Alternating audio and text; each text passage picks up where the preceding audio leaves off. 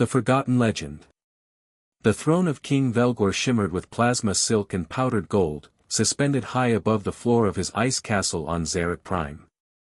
The Emperor of 12 worlds and 6 moons was never a man to tolerate weakness, especially not in his personal collection of beasts bred for terror and spectacle. Among the horrors he commanded, creatures made of fang, fire, and psychic torment, none was once more feared than the albino wolf named Varnach. A monster forged in the cryochambers of the Shroud Womb during the Gene-Binder Wars, Varnach's howl once made enemy fleets divert their course. His claws carved through alloy hulls, his teeth crumpled armor, and his eyes, those haunting gold eyes, glowed like twin burning stars in frost. But that was a long time ago. Now those same eyes were dulled by years of decay and chains. Varnach had grown massive, bloated from inactivity, abandoned beneath the palace like a rusting relic of a war no one cared to remember. He could no longer fit into the transport rigs without groaning. His breaths came in huffs of fatigue, and his fur had grayed to the color of ash, stained with grease. The king, disgusted with the fallen beast, banished him to the sub-chambers, declaring him useless, a waste of protein and pride, and decreed that no one should speak of Varnach again. So they didn't. The palace moved on. Guards joked about the fat ghost downstairs. Servants dumped their trash near the cell gates, and on more than one occasion, bored nobles tossed scraps just to see if the wolf would still lunge. Sometimes he did, but most days he didn't. He simply lay in the filth, silent, still, as though remembering a time when he had purpose. That silence became part of the walls, until a scrawny human boy with a wrench over his shoulder and soot on his cheek wandered into the forbidden corridors, looking for a broken pipe valve. Jace Alder was not meant to be there. He was the lowest rung of the palace's mechanical caste, barely more than a licensed cleaner of ducts and recyclers. He fixed lights, patched burst coolants, replaced memory wires. He was overlooked, underpaid, and mostly ignored by the galaxy around him. But as fate often prefers the unnoticed, it was Jace who first heard the sound. It wasn't a growl. It wasn't a roar. It was a whimper, a low, trembling sound that traveled through 10 layers of metal and into his bones. Jace paused, tools still in hand, and followed it down metal halls and frost-bitten ladders, through doors that should have been locked but weren't, past warning signs that had faded from age, until he reached a chamber blackened by time, lit only by the glow of molten chain clamps. And there, in the corner, bound by steel so tight it had scarred the fur to flesh, lay a creature the size of a shuttle engine. Its chest barely rose. Its head didn't lift. But those gold eyes opened and stared at the boy. Jace didn't run. He didn't scream. He crouched down slowly. "I'm not going to hurt you," he whispered. The wolf blinked once, then closed its eyes again, and the chains groaned as if the old beast exhaled for the first time in decades. The first kindness. That night, Jace returned with nothing but a strip of smoked meat from his own ration pack and a bent flashlight strapped to his chest. The palace was quiet, the upper halls drunk with some military celebration Jace hadn't been invited to, something about crushing a rebellion on Iron Delta. He used the distraction to sneak through the maintenance shafts, slipping past security drones and biometric gates with a borrowed glove and more guts than most people 3 times his age. The chains groaned as he entered, but the wolf made no move. It only watched. Jace sat slowly, cross-legged, just out of reach. "I heard them call you a lot of things," he said, tossing the strip of meat toward the beast. "Ghost, glutton, garbage." The strip landed near Varnach's paw, untouched. "But I think you've got a better name than that." The wolf's nostrils flared. "You're Varnach," Jace said with quiet certainty. "That's what they called you in the war archives. I looked you up. They used to write songs about you." Still no movement, but the gold eyes didn't leave him. "I fix things," Jace murmured, distracted. "Mostly coolant tubes and fuse blocks. I've never fixed a living legend before." At that, Varnach finally stirred. A massive paw nudged the meat forward toward Jace, not to return it, but as if to say, "You eat first." Jace smiled for the first time in months.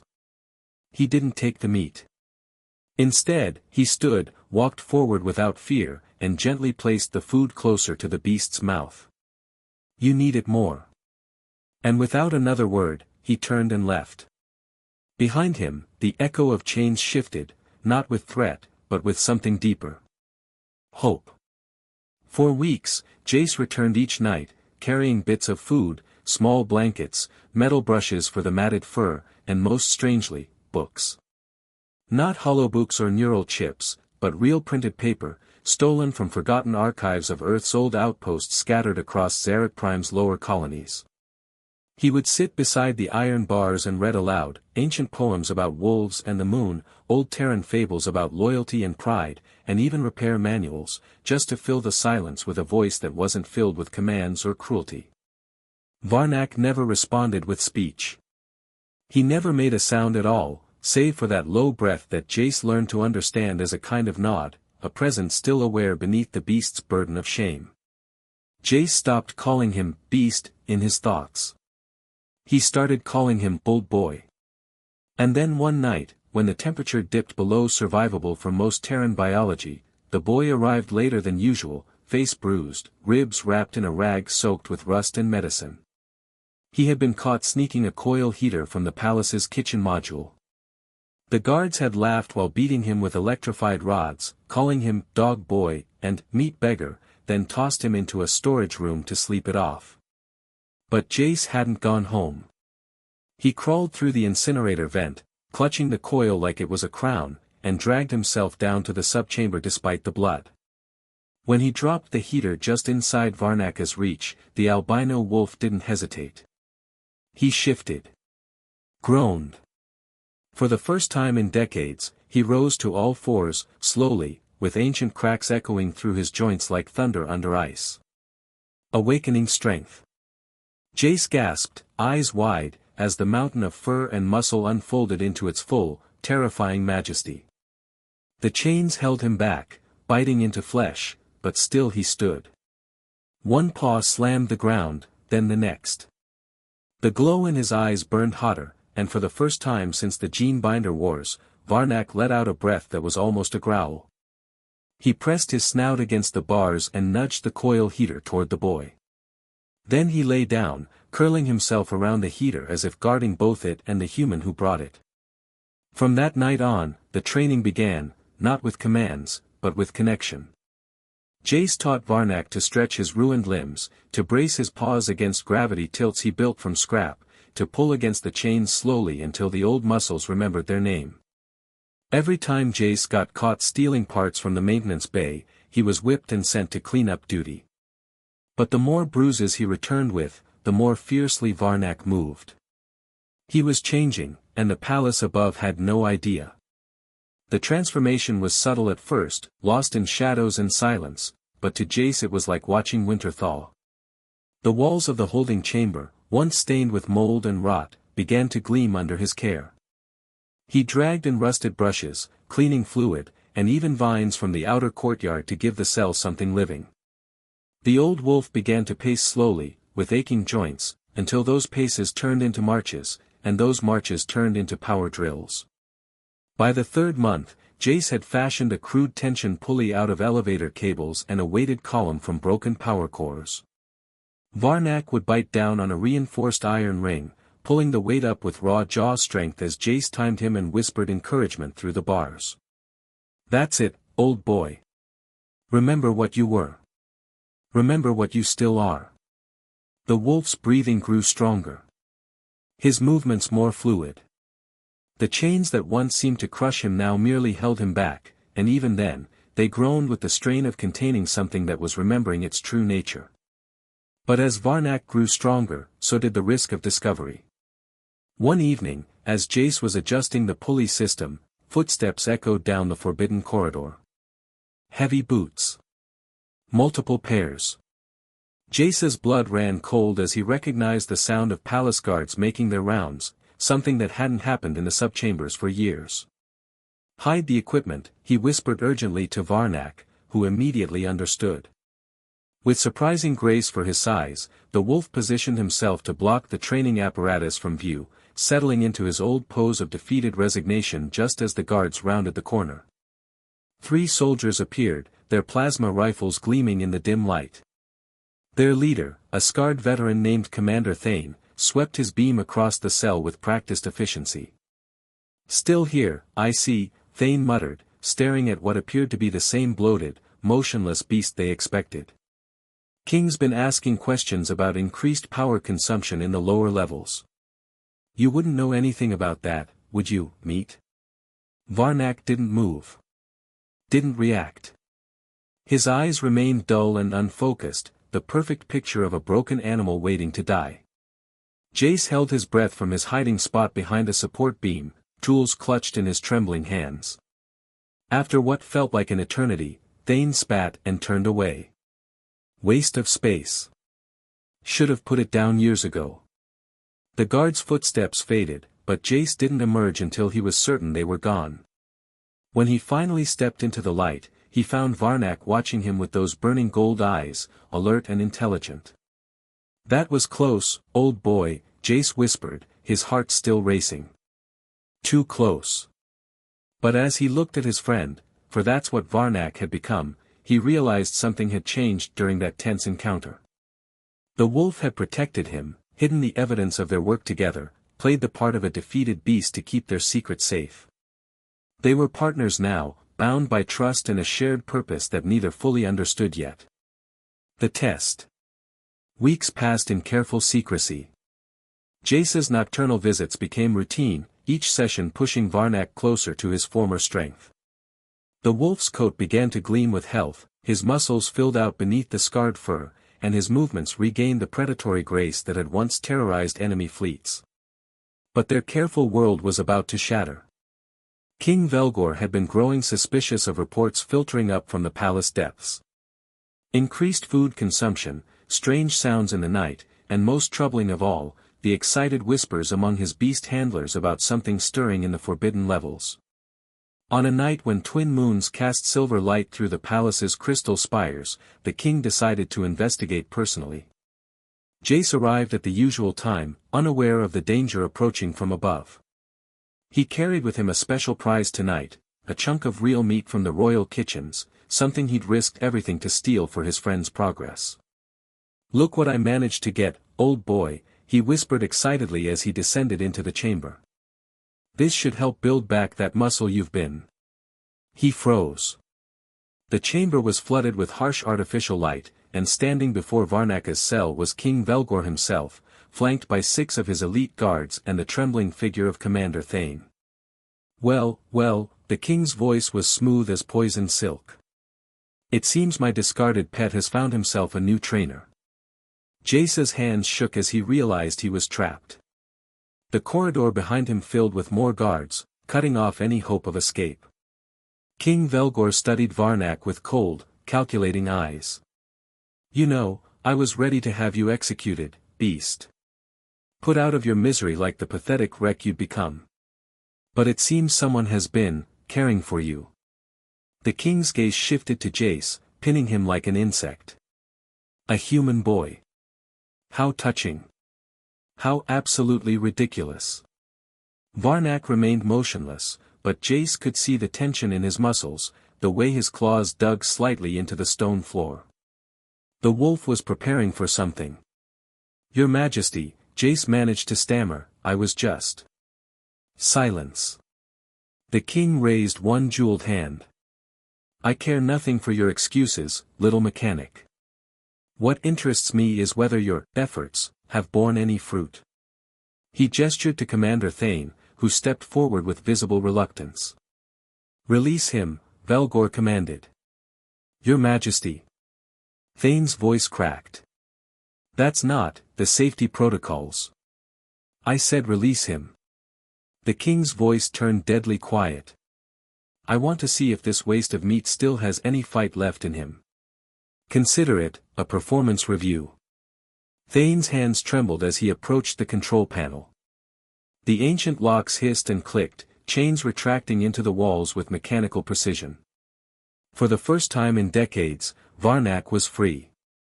But instead of lunging at his captors, instead of unleashing the fury that everyone expected, the great wolf did something that stunned them all.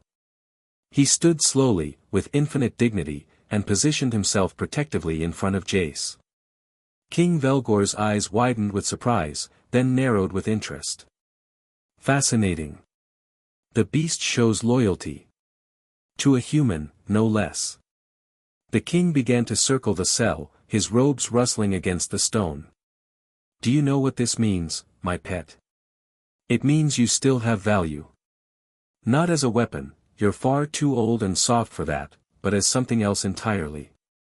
He stopped directly in front of Varnach, close enough to touch. The wolf could have torn out his throat in an instant, but remained perfectly still. You could be an example, Velgor continued. A demonstration of what happens to legends who outlive their usefulness. A public execution, perhaps. Or better yet, a gladiatorial match against one of my newer, younger beasts. The crowd would love to see the mighty Varnach fall to a superior creature. No. Jace stepped forward, his fear overcome by desperate anger. He's not some entertainment. He's suffered enough. The king laughed, a sound like breaking glass. The boy speaks. How delightfully naive. Tell me, child, what exactly do you think you've accomplished here? Do you believe you've saved him? Redeemed him? Jace's jaw clenched. I gave him back his dignity. Dignity? Velgor's voice dripped with mockery. Dignity is earned through victory, through power. This creature is a relic, a shadow of what he once was. Your kindness has changed nothing. That's when Varnach finally moved. Not to attack, not to flee, but to do something that would echo through the palace for generations to come. He lifted his great head, opened his throat, and released a howl that shook the very foundations of Zarak Prime. Legend reborn. The howl was everything the stories had claimed and more. It was the sound of starships dying in the void, of entire armies turning in terror, of legends being born from the ashes of forgotten wars. But more than that, it was the sound of a soul that had found its purpose again. Every guard in the chamber stepped back. Commander Thane dropped his weapon. Even King Velgor, for all his power and cruelty, felt his blood run cold at the sound that had once sent fleets fleeing across the galaxy. As the howl faded, Varnach lowered his head and looked directly at the king. His gold eyes burned with an inner fire that had nothing to do with anger and everything to do with absolute, unbreakable will. You want to know what the boy accomplished? Varnach spoke for the first time in years, his voice deep and resonant despite decades of silence. He reminded me that strength isn't just about power. It's about choosing who to protect. The king's face went pale. Impossible. You're just a beast? Varnach's laugh was like distant thunder. Perhaps. But I'm a beast who remembers what it means to be grateful. And I'm a beast who chooses his own battles now. Slowly, deliberately, Varnach turned away from the king and lowered his massive head to Jace's level. The boy reached out with trembling hands and touched the soft fur between the wolf's ears. Thank you, Varnach whispered, so quietly that only Jace could hear. For seeing me when I couldn't see myself. King Velgor's face contorted with rage. Guards! Destroy them both. But something extraordinary happened. As the guards raised their weapons, other sounds began to echo through the palace. Footsteps. Hundreds of them. The maintenance crews, the kitchen staff, the overlooked and underpaid workers who had heard Varnach's howl and understood its meaning. They poured into the chamber, led by other mechanics who had worked alongside Jace, servants who had grown tired of the king's cruelty, and even some of the younger guards who had lost faith in their ruler's vision. Stand down. Commander Thane called to his men, but his voice lacked conviction. He had seen the fire in Varnach's eyes, had heard the truth in his words. This was no longer about containing a defeated beast, this was about choosing sides in a moment that would define the future of Zarak Prime. Surrounded by his own people, facing a legend reborn and a boy who had dared to show kindness in a palace built on fear, King Velgor finally understood that his empire of cruelty was crumbling. "This isn't over," he snarled, backing toward the exit with his remaining loyal guards. "Yes, it is," Jace said quietly, his hand still resting on Varnach's mighty head. "It's been over since the moment you forgot that strength without compassion is just another word for weakness." As the king fled, the crowd parted respectfully for Varnach and Jace.